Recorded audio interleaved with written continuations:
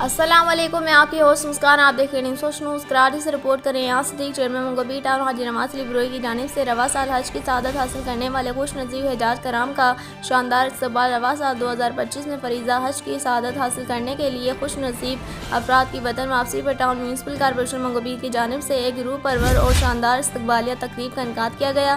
اس موقع پر چیئرمین منگو ٹاؤن محترم حاجی نواز علی بروئی نے ذاتی طور پر تمام حجاج کرام کا واہلانہ استقبال کیا، انہیں پھولوں کے ہار پہنائے، مبارکباد پیش کی اور ان کی عظیم عبادت پر خوشی مسرت کا اظہار کیا۔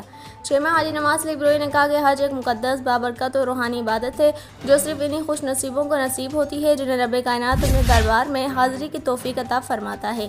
انہوں نے مزید کہا کہ منگو ٹاؤن کے لیے یہ باعث فخر ہے کہ ہمارے علاقے کے کئی افراد کو رواں سال حج جیسا عظیم الشان فریضہ ادا کرنے کا موقع ملا۔ حجاج کرام نے اپنی تاثرات کا اظہار کرتے ہوئے بتایا کہ مکہ مکرمہ اور مدینہ منورہ کا روحانی سفر ان کی زندگی کا سب سے بابرکت، پرسکون اور ایمان افروز تجربہ تھا۔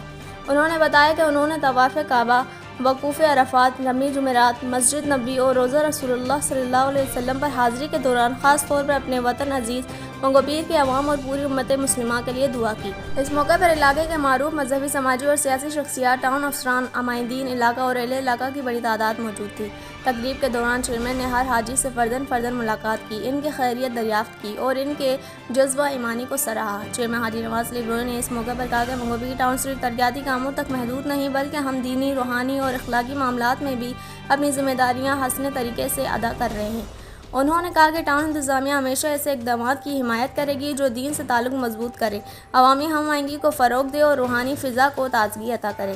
پروگرام کے اختتام پر اجتماعی دعا کی گئی جس میں ملک پاکستان کی سلامتی، ترقی، استحکام، عوام کی خوشحالی اور امت مسلمہ کے اتحاد کے لیے خصوصی دعائیں مانگی گئیں۔ حجاج کرام نے چیئرمین منگو ٹاؤن حاجی نواز علی بروئی کے خلوص، محبت اور عزت افزائی پر دلی شکریہ ادا کیا اور ان کے لیے نیک تمناؤں کا اظہار بھی کیا۔